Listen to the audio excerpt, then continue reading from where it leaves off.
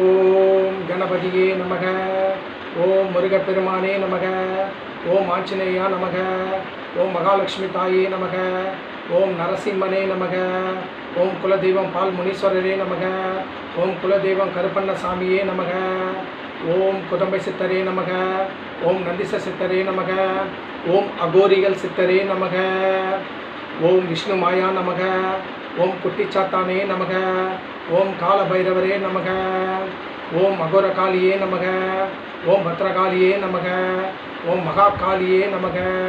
அம்மா அகோரகாளி அம்மா, பத்ரகாளி அம்மா, மகாகாளி அம்மா தாயே, ஓம் சக்தி பராசக்தி, ஓம் சக்தி, ஓம் காளி தாயே, ஓம் இக்ரீம் இக்லீம் இஸ்ரீம் சம் சிம் அம் சுடுகாட்டு ரத்த கருப்பு அகோர பத்ரகாளி வாமா நமக. ஓம் இக்ரீம் இக்லீம் இஸ்ரீம் சம் சிம் அம் சுடுகாட்டு ரத்த அகோர காளி அம்மா தாயே வாமா நமக. அம்மா தாயே அகோர காளி அம்மா, பத்ரகாளி அம்மா, மகா காளி அம்மா தாயே, எம்மை ஆசீர்வதிங்கள் தாயே. ஓம் குருவே சரணம். ஓம் குதம்பை சித்தரே சரணம். ஓம் நந்திச சித்தரே சரணம். ஓம் அகோரிகள் சித்தரே சரணம். குருவே துணை, குருவே துணை, குருவே துணை. சிவமே தவம், தவமே சிவம். சிவசிவா சிவசிவா சிவசிவா. ஆதியும் நீந்தே அந்தமும் நீயே. திருச்சிற்றம்பலம் திருச்சிற்றம்பலம் திருச்சிற்றம்பலம். குருவே துணை. வணக்கங்க. நான் சென்னை சேத்துப்பட்டில் ஸ்ரீ அகோரி நாமசெல்வம் பாபா குருஜி சாமியார் பேசுகிறேங்க. என்னடா அகோரின்னு சொல்கிறான்னு நினைக்காதீங்க. நான் அகோரிகளோட வழிபாட்டில் தான் இருக்கிறேன். ஏன்னா என்ன அகோரிகளோட வழிபாடு தான் எனக்கு ரொம்ப பிடிக்கும். அவங்க தான் எனக்கு குருநாதராக நான் நேசிக்கிறேன். அவங்கள தான் நான் குருநாதராக நினைக்கிறேன். அவங்களோட வழிபாடு தான் எனக்கு ஆகச்சிறந்த வழிபாடு, எனக்கு உகந்த வழிபாடு அதுதான். அதனால தான் நான் அகோரிகளை சித்தராக ஏற்றுக்கினேன், மகான்களாக ஏற்றுக்கினேன், ரிஷிகளாக ஏற்றுக்கினேன். அதனால் அகோரிகளோட வழிபாடு தான் என்னோடய வழிபாடு. அதனால தான் நான் அகோரி நாமசெல்வன்ற நேமை எனக்குள்ள கடவுள் எனக்கு கொடுத்துருக்காரு. இதுதாங்க என்னுடைய பூஜை முறை. காளியோட தேவியோட பூஜை முறை. காளி உபவாசகருங்க. காளியை தான் நான் வணங்குறேன். அகோரிகளும் காளியை தான் வணங்குறேன், கால பைரவரும் வணங்குறாங்க. அந்த வழிபாட்டு முறையில் தாங்க நான் இருக்கிறேன். சரிங்க, வணக்கம் எல்லாருக்கும். இந்த வீடியோ பார்க்குற எல்லாருக்கும் ஒரு விழிப்புணர்வு வீடியோ. இந்த வீடியோ பார்க்குற அனைத்து பேரும் ஃபுல்லாக இந்த வீடியோ பாருங்கள், சப்ஸ்கிரைப் பண்ணுங்கள், பெல் பட்டனை அழுத்துங்க, ஷேர் பண்ணுங்கள். எல்லாருக்கும் இந்த வீடியோ நீங்கள் பகிர்ந்துக்குங்க. ஒரு விழிப்புணர்வு வீடியோ தான், ஒரு நல்ல வீடியோ. இந்த வீடியோவை பாருங்கள், பார்த்துட்டு நீங்கள் நல்லா பயனடைங்க. வீடியோ முழுமையாக பாருங்கள், பாதியிலே கட் பண்ணாதீங்க. சரி, இப்போ சப்ஜெக்ட்டுக்கு வருவோம். நம்ம இந்த பூமியில் நம்ம பிறக்கிறோம். பிறந்த உடனே நம்ம நடுத்தரமான கட்டத்தில் நம்ம வளர்ந்து வாழுறோம். அதுக்கப்புறம் ஒரு குறிப்பிட்ட காலத்துக்கு அப்புறம் வயசாகி நம்ம இறக்கிறோம். பிறக்கிறோம், வாழுறோம், அதுக்கப்புறம் இறந்து போகிறோம். இதுதான் நம்மளுடைய 3 கட்டம் தான் இது. சரி, பிறக்கிறது ஒரு நல்ல விஷயம். இந்த பூமியில் அந்த ஈஸ்வரன் நம்மளை படைக்கப்பட்டிருக்காரு. வாழும்போதும் நீ எப்படி வாழணும், நீ எப்படி இருக்கணுன்றதை தீர்மானிக்கிறதும் அந்த ஈசன் தான்.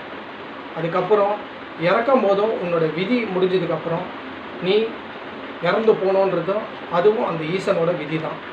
எல்லாம் அந்த காளியோட சமர்ப்பணம். சரி, இந்த வாழக்கூடிய நாட்களில் நம்ம எப்படி வாழ்ந்து கொண்டு இருக்கிறோம், புரியுதுங்களா? இதுதான் முக்கியமான விஷயம். இந்த வாழும் நாட்களில் நாம் தெரிஞ்சோ இல்லை தெரியாமலோ நிறைய பாவங்களை நம்ம செய்கிறோம். தெரிஞ்சே நிறைய பாவத்தை நம்ம செய்கிறோம், அது இல்லை நம்ம மறுக்க முடியாது. தெரியாமலையும் நிறைய பாவங்கள் நிறைய செய்கிறோம்.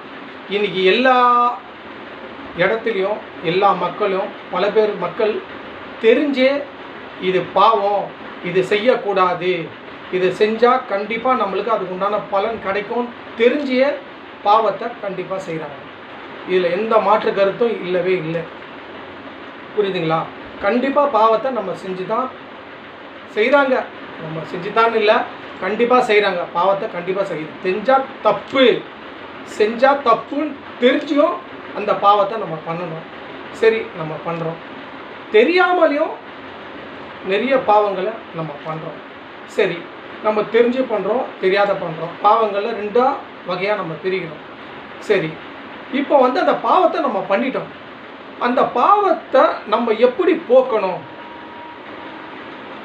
தெரிஞ்சு தெரியாமல் பாவம் பண்ணிட்டோம். அந்த பாவத்தை நம்ம எந்த வகையில் இந்த பாவத்தை நம்ம குறைக்கணும் அப்படின்னு நம்ம யோசிக்கிறோமா? எத்தனை பேர் நம்ம அதை யோசிக்கிறோம்? சரி, நம்ம பண்ணிட்டோம், இந்த பாவத்தை நம்ம குறைக்கணுமே, அதுக்கு என்ன தீர்வு, அதுக்கு என்ன வழி, அதை நோக்கி நம்ம பயணம் பண்ணுறோமா அப்படின்னு நம்ம முதல்ல யோசிக்கணும். அதை நிறைய பேர் யோசிக்கிறதே இல்லை. அடுக்கடுக்காக பாவங்களை பண்ணிட்டு தான் போகிறோமே கண்டி அதற்கு உண்டான வழிகளை நம்ம யோசிக்கிறதும் இல்லை, அதுக்கு உண்டான செயல்களும் நம்ம செய்கிறது கிடையாது. சரி, இப்போது நீங்கள் தெரிஞ்சு தெரியாமல் பாவம் பண்ணியிருப்பீங்களே, அந்த பாவத்தை போக்கணுன்னா நான் சில வழிமுறைகளை நான் சொல்கிறேன். அந்த வழிமுறைகளை நீங்கள் கேட்டிங்கன்னா கண்டிப்பாக உங்களோட பாவத்தை கொஞ்சம் கொஞ்சமாக குறைச்சி கடைசியில் அது ஒன்றும் இல்லாத அளவுக்கு நம்மளால் பண்ண முடியும். ஆனால் எடுத்தவொடனே பாவத்தை குறைக்க முடியுமானா அது முடியாது. அது சும்மா அதை மாதிரிலாம் சொல்கிறாங்கன்னா அது வந்து பொய்யானது. நீ இந்த இந்த இந்த செயலை செய், உடனே பாவம் உன்னை விட்டு போயிடும் அப்படின்னு சொல்கிறதெல்லாம் பொய். அதை நம்பாதீங்க. அந்த மாதிரிலாம் உடனேலாம் போகாது. பாவங்கள் எப்படி போகணும்னா நீங்கள் செய்யக்கூடிய காரியங்கள் செய்ய தான் படிப்படியாக அதோட தாக்கம் அதோட வீரியம் குறைஞ்சி அதுக்கப்புறம் ஒரு நல்ல நிலைமைக்கு அது வரும். உடனே வருமானா அது பொய். அதை நம்பாதீங்க. அந்த மாதிரி வரவே வராது. சரி, பாவங்களை எப்படி குறைக்கிறது? ஃபஸ்ட்டு முதல்ல இறை வழிபாடு, தெய்வத்தோட இறை வழிபாடு ரொம்ப முக்கியம். ஆலய தரிசனம், வீட்டில் பூஜை பண்ணுறது, எந்நேரமும் இறை வழிபாடு, என்னடவு தெய்வத்தோட திருநாமங்கள், அதாவது தெய்வத்தோட சிந்தனை, தெய்வத்தோட அனுகிரகம், தெய்வங்களுக்கிட்டே உட்பட்டு தெய்வத்தோட காலடியில் இருக்கிறது. அதாவது இறை வழிபாடு மூலியமாக தன்னுடைய பாவங்களை கண்டிப்பாக குறைத்து கொள்ள முடியும். இது ஒன்று. ஏன்னா இறை வழிபாடு செய்ய பண்ண இறைவன் நம் மீது இரக்கம் கொண்டு நம் பாவங்களை கொஞ்சமாக அவர் குறைத்து வைப்பார். இது ஒன்று. இரண்டாவது ரொம்ப முக்கியமானது தான தர்மங்கள் கண்டிப்பாக பண்ணியே ஆகணும். உடல் ஊனமுற்றோர், இல்லாதப்பட்டவங்க, வயசானவங்க, முதியோர்கள், குழந்தைகள், அதாவது நடுத்தர மக்கள், எதுக்குமே வழி இல்லாதவர் இருக்காங்கல்ல, பிளாட்ஃபார்மில் எவ்வளோ பேர் படுத்துட்டுலாம் இருக்காங்க, வீடு இல்லாமல் வாசல் இல்லாமல், அவங்களுக்கு தான தர்மங்கள் மூலியமாக நாம் செய்யக்கூடிய காரியங்கள் மூலியமாக கண்டிப்பாக நம்மளுடைய பாவங்களை, நம்மளுடைய கர்மாக்களை கண்டிப்பாக குறைத்து கொள்ளலாம். புரியுதா? இது ரொம்ப முக்கியமான விஷயம். புரியுதுங்களா? நம்மளோட பாவத்தையும் நம்மளுடைய கர்மாவையும் நம்ம குறைத்து கொள்ளணும்னா இறை வழிபாடு ரொம்ப முக்கியமான ஒன்று. இரண்டாவது தான தர்மங்கள் ரொம்ப முக்கியமான ஒரு விஷயம். மூன்றாவது நாம் வந்து மனுஷ ராசிகள், அதாவது 6 அறிவு உள்ள மனுஷ ராசிகளுக்கு நாங்கள் தான தர்மம் பண்ணுறோம். இதை விட ரொம்ப பவர்ஃபுல் எதுன்னு கேட்டிங்கன்னா 5 அறிவு உள்ள ஜீவராசிகளுக்கு. புரியுதுங்களா? நாய், ஆடு, மாடு இவங்களுக்கு நீங்கள் வந்து உணவளிக்கிறது. அதே போல் எறும்புகளுக்கு ஒரு பிஸ்கெட்டோ, ஒரு சர்க்கரையோ, வெல்லமோ, பச்சரிசியோ ஏதோ ஒன்று, சிறு எறும்புகளுக்கு, சிறு பூச்சிகளுக்கு, நாய்களுக்கு, இந்த மாதிரி ஒரு மிருக ஜீவங்களுக்கு, 5 அறிவு உள்ள மிருகங்களுக்கு நீங்கள் தான தர்மங்கள் பண்ணால் உங்களுடைய பாவங்களும் உங்களுடைய கர்மாக்களும் கண்டிப்பாக குறையும். இது 3. இதை விட ரொம்ப அதிக பவர்ஃபுல்லு எதுன்னு கேட்டிங்கன்னா சித்தர்களோட ஜீவ சமாதி நம்மளுடைய பாவங்களையும் நம்மளுடைய கர்மாக்களையும் கண்டிப்பாக போக்கக்கூடிய வல்லமை பெற்ற ஒரு வழிபாடு. ஏனென்றால் நம்மளோட சித்தர்கள், ஞானிகள், மகான்கள், ரிஷிகள் எல்லாருமே தெய்வத்துக்கு உட்பட்டு தான் அவர்கள் இருந்தார்கள். ஜீவ சமாதி ஆனார்கள், இறந்தார்கள். அப்போது நம்ம அந்த இடத்துக்கு, அவங்களுடைய ஆலயத்துக்கு, அவங்களுடைய ஜீவ சமாதிக்கு, அவங்களுடைய கோயிலுக்கு நம்ம போகும்போது நம்மளுடைய பாவங்களையும் நம்மளுடைய கர்மாக்களையும் அவர்கள் உள்வாங்கி கொள்வார்கள். நீங்கள் தொடர்ந்து தினமும் ஜீவ சமாதிக்கு, அது எந்த உங்களுடைய ராசிக்கான சித்தராக இருந்தாலும் சரி, உங்கள் நட்சத்திரத்துக்கான சித்தராக இருந்தாலும் சரி, உங்கள் லக்கணத்துக்கு சித்தராக இருந்தாலும் சரி, எந்தவித உங்களுக்கு உட்பட்ட சித்தராக இருந்தாலும் சரி, இல்லை உங்களுக்கு உட்பட்டே சித்தர் இல்லாமல் இருந்தாலும் சரி, எந்த சித்தராக இருந்தாலும் சரி, உங்களுக்கு பிடிச்சமான சித்தர்கள் ஜீவ சமாதிகளுக்கும் பவர் உண்டு, ஜீவ சமாதிகளுக்கு பவர் உண்டு. மகான்களுடைய கோயிலுக்கு, புரியுதுங்களா, ஜீவ சமாதி அல்லாத ஆலயம் இருக்குது பார்த்தீங்களா, சித்தரோட பாபாஜி, ஸ்ரீ ராகவேந்தர், அந்த மாதிரி ஆலயத்துக்கும் நீங்கள் போகலாம். எல்லாமே உட்பட்டு தான். அதுபோல் இடத்துக்கு நீங்கள் போகும்போது கண்டிப்பாக சித்தர்கள், மகான்கள், ரிஷிகள் நம்மளுடைய பாவங்களையும் நம்மளுடைய கர்மாக்களையும் அவர்கள் உள்வாங்கி கொண்டு அதை குறைத்து கொண்டு நம்மளுக்கு நல்வழி நடத்துகிறார்கள். இது ரொம்ப ரொம்ப முக்கியமான ஒரு விஷயம். நிறைய பேர் ஆலயத்துக்கு போகிறாங்க, எல்லா தெய்வங்களையும் வணங்குறாங்க, ஜீவ சமாதிக்கு போக மாட்டேன்றாங்க. அதை நீங்கள் பழக்கம் பண்ணிக்கிங்க. கண்டிப்பாக இறை வழிபாடு, ஜீவ சமாதி, 5 அறிவு உள்ள ஜீவனங்களுக்கு அன்னதானம் வழங்குவது, அதே போல் 6 அறிவு உள்ள உடல் ஊனமுற்றோர், ஏழை எளியர்களுக்கு தான தர்மங்கள் பண்ணுவது, இதன் மூலியமாக நம்மளுடைய கர்மாக்களையும் நம்மளுடைய பாவங்களையும் கண்டிப்பாக குறைத்து கொள்ள முடியும். இது உண்மை, 100க்கு 100 உண்மை. ஆகையால் எல்லாரும், இந்த வீடியோ பார்க்குற எல்லாரும் நம்மளுடைய பாவங்களையும் நம்மளுடைய கர்மாக்களையும் குறைப்பதற்கு நிச்சயமாக இதை நாம் தொடர்ந்து செய்ய வேண்டும்.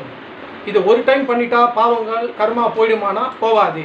அது சும்மா, அது பொய், அந்த மாதிரிலாம் எதுவும் கிடையாது. நாம் தொடர்ந்து செய்ய வேண்டும். இறை வழிபாடு தொடர்ந்து செய்ய வேண்டும். ஜீவ சமாதிகளை தொடர்ந்து போக வேண்டும். தான தர்மங்கள், 5 அறிவு உள்ள ஜீவராசிகள் தான தர்மம் செய்ய வேண்டும். மனித பிறவிலாம் இருக்கக்கூடிய அவர்களுக்கு தான தர்மம் செய்ய வேண்டும். இவர்களெல்லாம் நீ செய்யும்போது தான் உங்களுடைய பாவங்களும் உங்களுடைய கர்மாக்களும் நீங்கள் குறைத்து கொள்ள முடியும். இதுதான் உண்மையான்மே நல்ல ஒரு வழி. இதை தவிர்த்து வழியெல்லாம் எதுவும் கிடையாது. புரியுதுங்களா?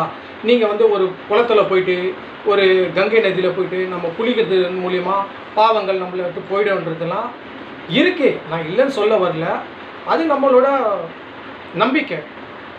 நம்ம பாவம் செஞ்சுட்டு போய் கங்கையில் குளிச்சுட்டு வந்தால் நம்மளுக்கு பாவம்லாம் போய்டுன்றது அவர்களுடைய நம்பிக்கை. நான் அதை குறை சொல்ல விரும்பலை. ஆனால் ரொம்ப ரொம்ப முக்கியமானது, தினந்தோறும் இதை நம்ம செய்து வரும்போது கண்டிப்பாக நம்மளுடைய பாவங்களும் நம்மளுடைய கர்மாக்களும் கண்டிப்பாக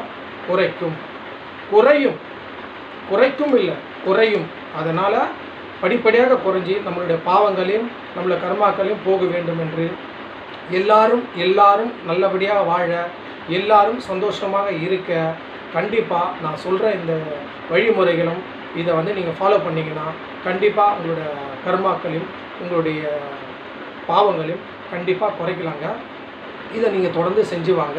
இது ஒரு நல்ல உங்களுக்கு ஒரு பரிகாரம். இந்த பரிகாரத்தை நீங்கள் செய்யுங்க. தொடர்ந்து எனக்கு ஆதரவு கொடுங்க. நான் இந்த யூடியூப்பில் பேசுகிறேன். தொடர்ந்து எனக்கு ஆதரவு கொடுங்க. உங்களுடைய ஆதரவு தான் என்னுடைய வெற்றி. வாழ்க வளமுடன். திரும்ப அடுத்த வீடியோவில் கண்டிப்பாக நான் உங்களை சந்திக்கிறேங்க.